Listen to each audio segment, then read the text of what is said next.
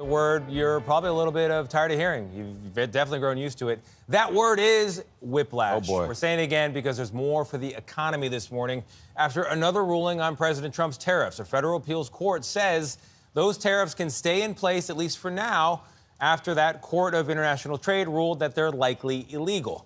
Meantime, another subject, we're also seeing something of a bit of a bout-faced from billionaire Elon Musk, who's leaving his job at Doge.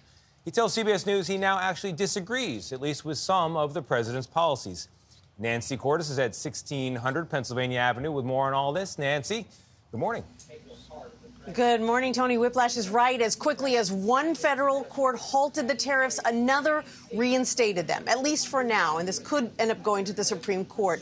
The White House, though, is plowing ahead as if these tariffs are here to stay, as foreign nations try to figure out what exactly this means for the trade deals they have all been trying to cut. It's a legal fight that could affect every U.S. trading partner on Earth, not to mention American consumers. The latest back-to-back rulings have to do with the 10% tariffs Trump imposed on goods from most foreign nations 8 weeks ago. Wednesday night, a federal trade court declared those tariffs unlawful and said they exceed any authority granted to the president. 20 hours later, a federal appeals court ruled the tariffs can remain in place for the next couple of weeks as both sides submit new arguments. We will win this battle in court, and the president will implement his America First trade policies. A Chinese government spokesperson reacted to the rulings by criticizing Trump's tariffs, and so did Canada's prime minister. The U.S. IEEPA tariffs were unlawful as well as unjustified. Trump's trade advisor, Peter Navarro, insisted the uncertain fate of the tariffs isn't hurting negotiations with other countries. You will see a cascade of new deals coming out in the near future, and these will all be good for the American people. One person who has been critical of Trump's trade policy is billionaire Elon Musk. Now that he is leaving his White House role, Musk tells CBS Sunday Morning there were actually several Trump moves he did not support. It's not like I agree with everything the administration does. So it's like I agree with much of what the administration does, but we have differences of opinion. There are things that I don't entirely agree with. But it's difficult for me to bring that up in an interview because then it creates a bone of contention. So then I'm a little stuck in a bind where I'm like, well, I don't want to, speak out against the administration, but I don't want to. I also don't want to take responsibility for everything the administration is doing. Interesting to watch him grappling with that in real time.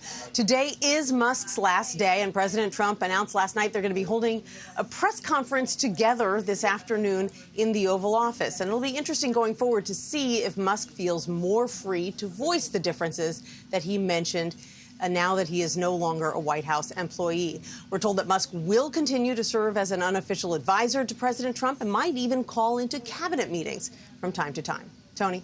He's got a platform, by the way. Nancy, before you go, CBS News has learned that someone has been trying to impersonate Susie Wiles, the chief of staff for the president. What can you tell us about that? This is an interesting one, Tony, and it is under investigation. Sources tell CBS News an unknown person or people got access to Chief of Staff Susie Wiles' personal cell phone and used her contacts to reach out to other top officials and then asked if the conversation could be continued on another platform. Now, some of the recipients of these calls and texts realized that the messages were suspicious because they came from an unknown number.